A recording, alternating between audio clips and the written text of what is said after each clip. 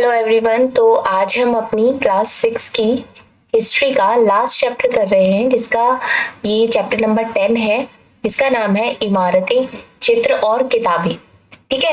अब इस पूरे चैप्टर में ऑलरेडी 9 चैप्टर्स हमारी इसमें कंप्लीट हो चुके हैं। ये हमारा लास्ट चैप्टर है। ठीक है। इसके बाद जो हमारी क्लास 7 की हिस्ट्री चल रही थी उसके 3 चैप्टर्स कंप्लीट हो गए थे। बाकी के 5 चैप्टर्स लेफ्ट है, वो कल से आपके वो भी रेगुलर स्टार्ट हो जाएंगे। तो आपकी क्लास 6 और क्लास 7 दोनों की आपकी हिस्ट्री कंप्लीट हो जाएगी। उसके बाद हम क्लास 8 को डिस्कस करेंगे। ठीक है। और हिस्ट्री के जितने भी क्वेश्चंस आए हैं, PYQs आए हैं, वो भी मैं फिर साथ के साथ ही कराऊंगी, क्योंकि अब अगर देखा जाए तो आपके पास बहुत ज्यादा टाइम नहीं है। ओनली 1 मंथ ही रह गया है आपके एग्जाम के लिए। मतलब 1 मंथ आप अपनी प्रिपरेशन में दे सकते हैं, बाकी के जो 15 डेज है उनमें आप अपना रिवीजन कर सकते हैं। ठीक है। तो उसका जो रिवीजन का शेड्यूल होगा वो भी मैं आपको बता दूंगी। अभी हम अपना ये चैप्टर कंप्लीट कर लेते हैं। अब ये है मरुत्सामी और लौह स्तंभ। ये एनसीईआरटी के एक बहुत ही एक खास तरीका होता है जिस तरीके से वो अपने चैप्टर को स्टार्ट करते हैं। एक स्टोरी बताते हैं एक बच्चे की। अब इसमें ये जो बच्चे का नाम है ये मरुत्सामी है। ये क्या है, ये चल नहीं सकता है, इसके पैरों में प्रॉब्लम है। तो इसका जो भाई होता है वो इसको व्हील चेयर पर बिठाता है। व्हील चेयर पर बिठा के इसको लौह स्तंभ दिखाता है। लौह स्तंभ कहाँ पर? जो कुतुब मीनार में लगा। अगर कभी आप कुतुब मीनार गए हैं तो आपने वहां पर देखा होगा ये लौह स्तंभ वहां पर लगा हुआ है। ठीक है। ये जो लौह स्तंभ है ये 1500 साल पहले बनाया गया था। आप इमेजिन कर सकते हैं 1500 साल पहले के बाद भी ये आज भी ऐसा ही है और इसमें जंग तक नहीं लगा है। तो यही लौह स्तंभ के बारे को दिखाने के लिए वो अपने भाई को व्हील चेयर पे बिठा के लेके जाता है और उसके लिए ये इतना अच्छा एक्सपीरियंस होता है। तो वो कहता है कि ये मैं अपना एक्सपीरियंस कभी नहीं भूलूंगा, मैं अपने इस अनुभव को कभी नहीं भूल पाएगा। मतलब उसको इतना अच्छा एक्सपीरियंस हुआ वो, क्योंकि वो खुद तो चल नहीं सकता था, उसका भाई उसको लेकर गया। अब यहाँ पर बात करते हैं धातु विज्ञान की। ये क्या होता है? प्राचीन भारतीय धातु वैज्ञानिकों ने विश्व धातु विज्ञान के क्षेत्र में बहुत योगदान दिया है। पुरातात्विक खुदाई ने यह दर्शाया कि हड़प्पावादी जो थे वो बहुत कुशल शिल्पी थे और उन्होंने क्या करा था, उन्होंने तांबे और टिन को मिला दिया था और उससे फिर उन्होंने कांसा बनाया था। और जहां हड़प्पावादी कांस्य युग से जुड़े थे वहीं उनके उत्तराधिकारी लौह युग से संबंधित थे। मतलब वो तो कांस्य युग से थे, लेकिन जो उनके और जो बेटे थे और उनके जो बेटे थे वो सब जो जुड़े हुए थे वो किससे थे? वो लौह युग से संबंधित थे। अब इसमें जो होता है वो 3 किस्म का जो लोहा है वो विकसित है, जैसे कि खोटा लोहा, पिटवा लोहा और ढलवा लोहा। ठीक है। ये 3 तरीके के हो गए। अब यहाँ पर हम बात करते हैं लौह स्तंभ की।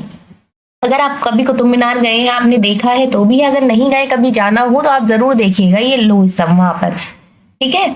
तो ये जो बनाया है ये शिल्पकारों ने बनाया है। इसकी जो ऊंचाई है वो है 7.2 मीटर। ठीक है। और इसका जो वजन है वो है 3 टन। और इसका जो निर्माण हुआ था वो 1500 साल पहले हुआ था। जो जितने भी अभिलेख मिले हैं, जितनी भी प्रशस्तियां हैं, अभिलेख है, उनमें जो मिला है उनमें लिखा गया है कि ये चंद्र नामक किसी शासक ने बनाया है। लेकिन कौन से वो शासक थे? चंद्रगुप्त मौर्य भी हो सकते हैं या मतलब कोई भी हो सकते हैं, एग्जैक्ट क्लियर नहीं है, सिर्फ चंद्र ही लिखा हुआ है।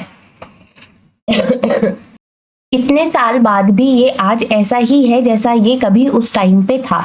ठीक है। अब ये तो हो गया लौह स्तंभ के बारे में। अब बात करते हैं हम ईंट और पत्थरों की इमारतें। मतलब लोहे का स्तंभ तो बन ही गया, इस तरीके के और भी स्तंभ बने हुए हैं। ईंट और पत्थर की किस तरीके की इमारतें बनी गई हैं? जो हमारे शिल्पकार थे उनकी कुशलता के नमूने जैसे कि स्तूपों जैसी कुछ इमारतों में देखने को मिलते हैं। स्तूप क्या होता है? स्तूप होता है एक तरीके का टीला, जो कि गोल भी हो सकता है, लंबा भी हो सकता है, बड़े छोटे किसी तरीके के भी ये हो सकते हैं, किसी भी आकार के हो सकते हैं। और ये इस तरीके के होते हैं कि इसके अंदर एक छोटा सा डिब्बा भी रखा जा सकता है। उसमें क्या रखते हैं वो, जैसे कि बुद्ध हो गए या उनके अनुयायी हो गए, उनके जितने भी शरीर के अवशेष थे, शरीर के अवशेष हो गए, जैसे कि उनके दांत हो गए, उनकी छोटी सी हड्डी हो गई, उसकी राख हो गई, ये सब कुछ वो उसके अंदर रख सकते थे। कोई कीमती पत्थर हो गया, सिक्के हो गए, ये भी सब उसके अंदर रख सकते थे। ये यहाँ पर जो है ये सांची का महान स्तूप है। ठीक है। ये मध्य प्रदेश में है। कहाँ पर है? ये MP में, मध्य प्रदेश में है। इसे धातु मंजूषा भी कहते हैं। प्रारंभिक जो स्तूप था वो धातु मंजूषा के ऊपर रखा गया मिट्टी का टीला होता था। मतलब ये हो गया ना यहाँ पे ये इस तरीके का टीला ये है। अब इसे गुंबदनुमा ढांचे को तराशते हुए पत्थर से ढक दिया गया। ये जो स्तूपों के चारों ओर एक परिक्रमा लगाने के लिए एक पथ बना देते थे। पथ मतलब एक तरीके का रास्ता बना देते थे, जिसको क्या बोलते थे, प्रदक्षिणा पथ कहते थे। और इसको रेलिंग लगाते थे, रेलिंग लगा देते थे, जिससे कि इसकी जो रेलिंग से घेर दिया जाता था, जिसे वेदिका कहते थे। और इसमें गेट भी बना देते। कि आपने देखा होगा ना कि अगर आप कहीं पर गए हो, इस तरीके से गेट बना देते हैं, चारों तरफ रेलिंग लगी होती है इस तरीके से, ये रहा। और आप इस गेट के अंदर जाके और यहाँ पे आप इस तरीके से परिक्रमा लगा सकते हैं। तो इसको क्या कहते थे, इसको वेदिका कहते थे। मतलब ये जो रेलिंग का घेर हो गया, इस रेलिंग के घेर को क्या कहा गया, वेदिका कहा गया। ठीक है, इसमें अलग अलग प्रवेश द्वार बने रहते थे और इसको बहुत अच्छे से मूर्तियों से और सुंदर कलाकृतियों से डेकोरेट करके रखते थे। ठीक है, अब लगभग 2000 साल पहले इस स्तूप को सजाने के लिए शिलाओं पर चित्र दिखे हैं। मतलब जिस तरीके से डेकोरेशन करी जाती थी, तो क्या क्या चित्र थे वो यहाँ पर इसमें मिले हैं 2000 पहले के जो थे। ठीक है, कई बार कभी कभी ऐसा होता था कि पहाड़ों को काट कर, जैसे कि इतने बड़े बड़े पहाड़ है, इतने ऊंचे ऊंचे पहाड़ है, आपने कभी पहाड़ों पर गए हैं तो भी आपने देखा होगा कि किस तरीके से पहाड़ों को काट कर रास्ते बनाए हुए हैं। तो इसी तरीके से पहाड़ों को काट कर बहुत सारी चीजों का निर्माण किया गया है, गुफाएं बनाई गई हैं, मंदिर बनाए गए हैं। ठीक है, अब इस काल की कुछ आरंभिक हिंदू मंदिरों का निर्माण भी किया गया। इन मंदिरों में कौन कौन से मंदिर थे, विष्णु, शिव, दुर्गा जैसी देवी देवताओं की पूजा होती थी। मंदिरों में जो आपने देखा होगा कि मंदिरों में ना एक भाग होता है जहां पर मेन शिवलिंग होती है, जिसको क्या बोलते हैं, गर्भगृह।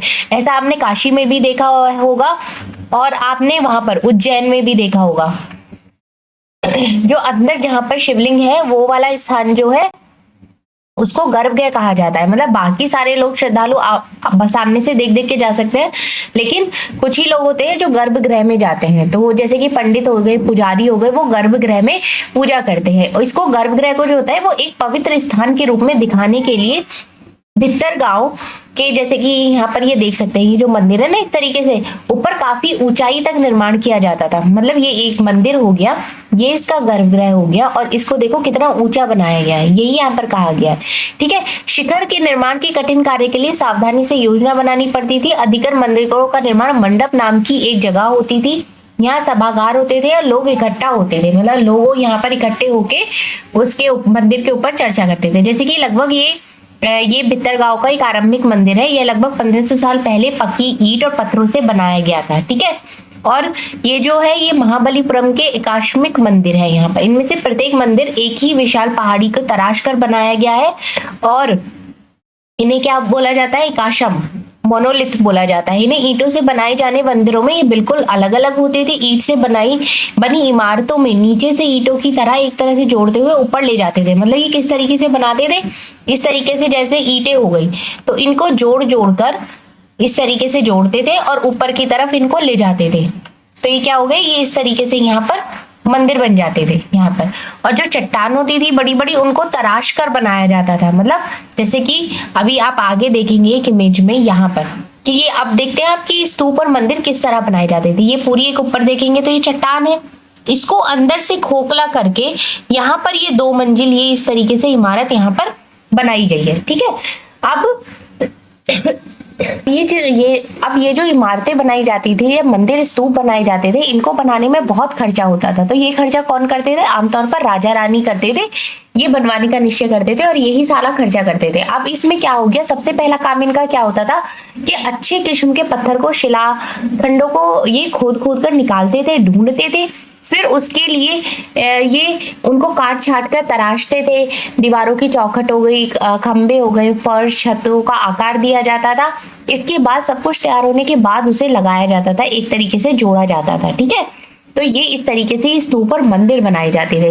पहले सारा खर्चा हो गया वो राजा रानी देते थे। ठीक है, अच्छी किस्म के पत्थर ढूंढ के खोद कर निकाले जाते थे, बड़ी बड़ी शिलाएं निकाली जाती थी। उनके अंदर फिर उन्हें काट छाट कर नक्काशी करके उसके बाद तराश कर उन्हें ये सारी चीजें बनाई जाती थी। उनका एक तरीके से ढांचा बनाया जाता था सब चीजों का और उसको रखा जाता था फिर उसके ऊपर।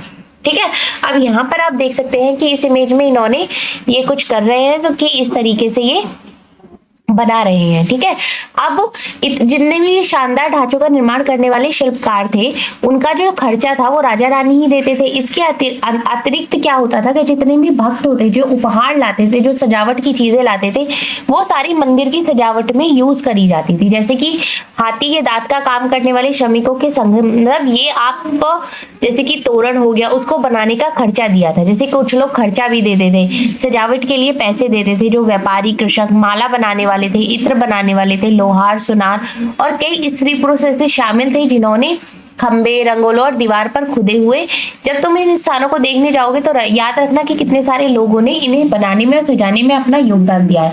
मतलब कुछ लोगों ने तो शिला को ढूंढा, उसको तराशा, ये सब करा, ये सारी चीजें हो गई। उसके बाद बहुत सारे लोग ऐसे थे जो उसको सजाने का काम करते थे, उसको सजावट के लिए सामान देते थे, कुछ लोग पैसा भी देते थे। ठीक है, हर कोई अपने हिसाब से उसमें अपना योगदान देता था उसको सजाने के लिए। ठीक है, अब यहाँ पर बात कर लेते हैं चित्रकला की। यह वह जगह है जहां पर पहाड़ों के सैकड़ों साल के दौरान कई गुफाएं खोदी गई थी, और इन गुफाओं में कौन रहते थे? बौद्ध भिक्षु के विहार जो बने रहते थे ना, वो यहाँ पर रहते थे। और इनमें से कुछ को चित्रों के द्वारा सजाया गया है। जैसे कि आप ये एक चित्र देख सकते हैं, ये अजंता के चित्र है, और ये वाली जो इमेज है ये एक और है यहाँ पर। अब इनमें देखते हैं उस टाइम पे गुफाओं में अंधेरा होता था, तो ये किस तरीके से बनाते थे? ये उससे बनाते थे, मशाल जलाकर उसकी रोशनी में ये बनाते हैं। आप देख सकते हैं कि कितने सुंदर कलर का यूज किया गया है, जो कि 1500 साल बाद भी अभी तक चमत्कार है। ये किस तरीके से बनाए जाते थे? ये पौधा हो गया और खनिज, इनसे बनाए जाते थे।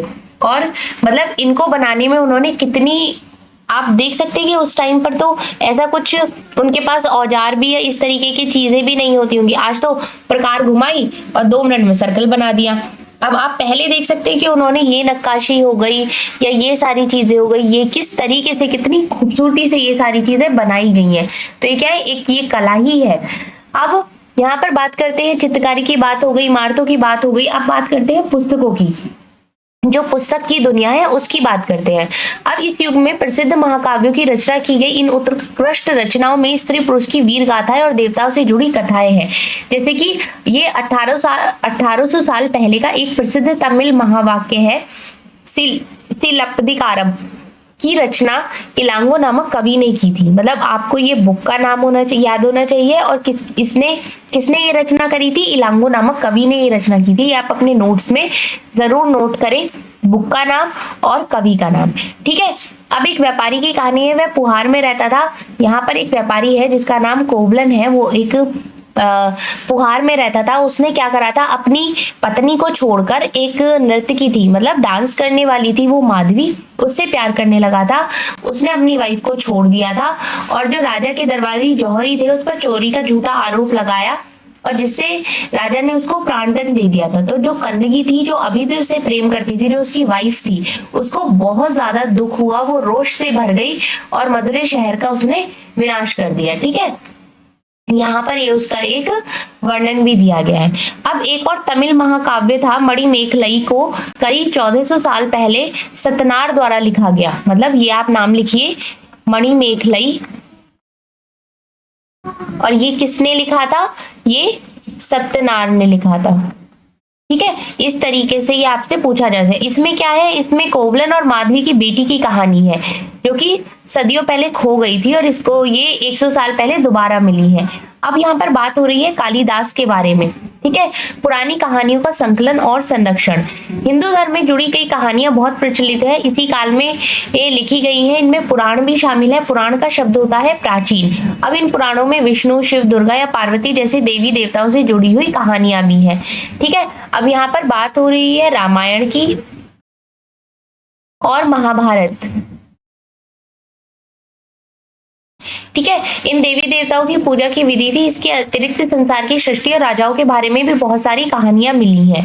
ठीक है, अब 2 संस्कृत महाकाव्य महाभारत और रामायण, जो कि लंबे अरसे से लोकप्रिय रहे हैं, इनमें इनमें से कुछ बच्चे इन कहानियों से प्रेरित भी होंगे। महाभारत क्या हो गया? महाभारत कौरव और पांडवों के बीच में लड़ाई हुई थी हस्तिनापुर की गद्दी प्राप्त करने के लिए, और 1500 साल पहले ये लिखी गई थी। ठीक है, अब पुराणों में महाभारत का भी नाम जुड़ता है। ये व्यास नाम के एक ऋषि थे जिन्होंने ये लिखी थी, और इसमें भगवत गीता भी है। किसने लिखी थी? ये व्यास।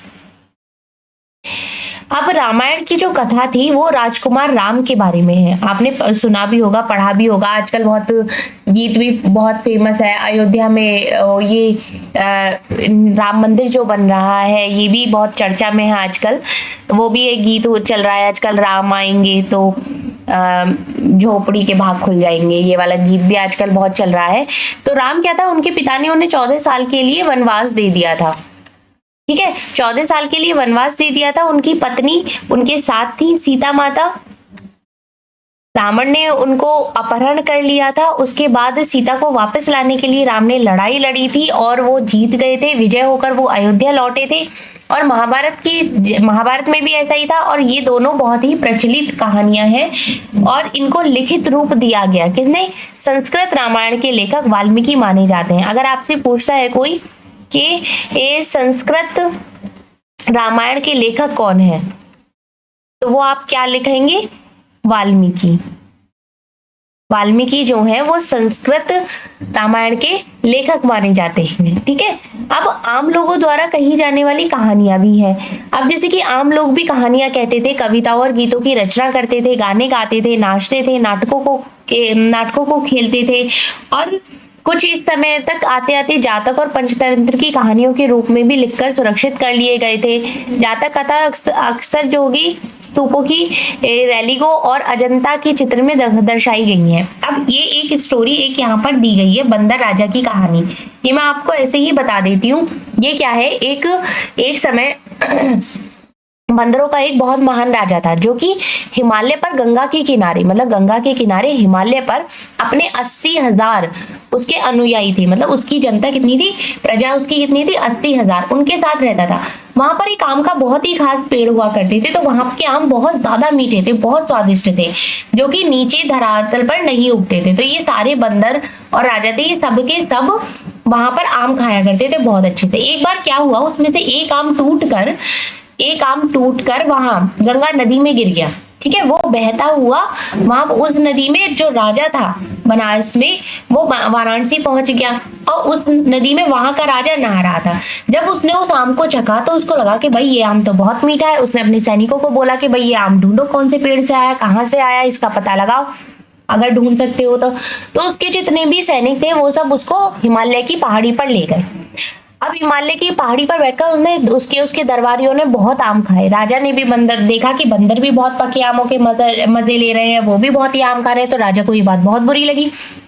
उसने क्या निश्चय करा कि मैं इन सारे बंदरों को मार देता हूँ। अब ये बात बंदरों के राजा को पता चल गई कि ऐसे ऐसे राजा का प्लान है और वो हम सबको मारने के लिए आ रहा है। तो उसने क्या करा, बंदरों के राजा ने, मतलब उसने सबको बोला कि आप पेड़ों की टहनियां तोड़कर गंगा नदी के ऊपर पुल बनाओ। पुल बना के वो एक छोर से पकड़ के खड़ा रहा और वो तब तक वहां खड़ा रहा जब तक उसकी सारी प्रजा ने पुल को पार नहीं कर लिया। तो ये सब करते करते वो कैसा हो गया, वो उसकी मरने जैसी हालत हो गई और वो गिर गया। राजा जो बंदरों का राजा था, उसने अपनी सारी प्रजा को सेव कर लिया, वो आखिर में बचा और वो इतना ज्यादा उसकी हालत इतनी खराब हो गई कि वो गिर गया। अब ये सब राजा ने देखा तो राजा को बड़ा अफसोस हुआ। राजा ने उसको बचाना चाहा, बंदरों के राजा को, उसने बहुत कोशिश करी